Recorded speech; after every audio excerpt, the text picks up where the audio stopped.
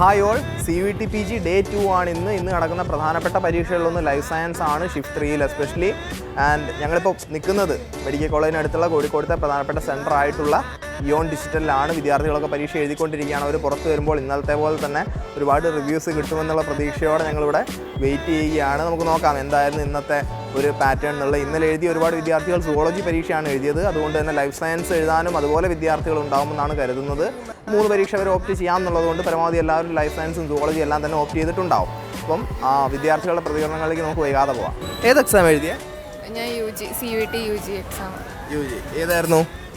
Life science. Life science. Life science. എങ്ങനെ ഉണ്ടായിരുന്നു പരീക്ഷ? കുഴപ്പമില്ല. സിലബസ് ഓറിയൻറ്റഡ് ആയിട്ട് തന്നെയാണോ ചോദ്യങ്ങൾ വന്നത്? മിക്കവാറും അങ്ങനെ തന്നെയാണ് വന്നത്. പാർട്ട് എങ്ങനെ ഉണ്ടായിരുന്നു? പാർട്ട് കുറച്ച് ടഫായിരുന്നു. ഇന്നലെ പരീക്ഷ എഴുതിയ പോലെ തന്നെയാണോ ഉള്ളത്? ഇന്നലെ കമ്പാരിറ്റീവ്ലി എളുപ്പമായിരുന്നു. ഇന്നലെ സുവോളജി ആയിരുന്നു PG, അപ്പോൾ അത് എളുപ്പമായിരുന്നു. ഇന്ന് കുറച്ച് നല്ല ടഫായിരുന്നു. കുറേ സ്പെല്ലിംഗ് മിസ്റ്റേക്സ് ഉണ്ടെന്നൊരു അഭിപ്രായം കേട്ടു. ചോദ്യങ്ങളുടെ അർത്ഥം കുറച്ച് തെറ്റ്, സെയിം ഓപ്ഷൻസ് ഒക്കെ അങ്ങോട്ടും ഇങ്ങോട്ടും വന്നിട്ടുണ്ട് ഒന്നിലൊക്കെ. സോ ഓവറോൾ ഒരു പരീക്ഷ ഡിഫിക്കൽട്ടി നോക്കുകയാണെങ്കിൽ 1 to 10 എത്ര വരുമായിരിക്കും? ഒരു 6. ഏത് കോളേജാണ് നോക്കുന്നത്? യൂണിവേഴ്സിറ്റി? ഡൽഹി യൂണിവേഴ്സിറ്റി അങ്ങനെയൊക്കെ. Thank U.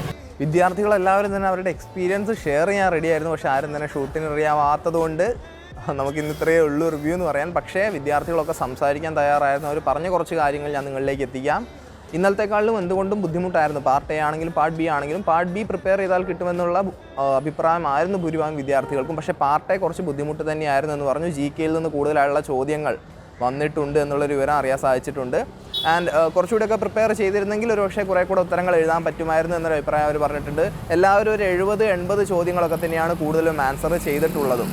ആൻഡ് നോക്കുന്ന യൂണിവേഴ്സിറ്റികൾ ഡൽഹി യൂണിവേഴ്സിറ്റി, ഹൈദരാബാദ് പോലുള്ള സർവകലാശാലകളാണ് താനും. അപ്പോൾ ഇത്രയും വിവരങ്ങൾ അവരിൽ നിന്ന് സംസാരിച്ചതിലൂടെ അറിയാൻ പറ്റി. പരീക്ഷ ബുദ്ധിമുട്ടായിരുന്നതുകൊണ്ട് തന്നെ പലർക്കും എക്സ്പീരിയൻസ് അങ്ങനെ ഷൂട്ട് ചെയ്യുന്നതിനോട് വലിയൊരു താല്പര്യമില്ലായിരുന്നു. പക്ഷേ എല്ലാവരും സംസാരിക്കാൻ മനസ്സ് കാണിച്ചു. അവർ പറഞ്ഞ വിവരങ്ങൾ ഞാൻ നിങ്ങളിലേക്ക് എത്തിക്കുന്നു.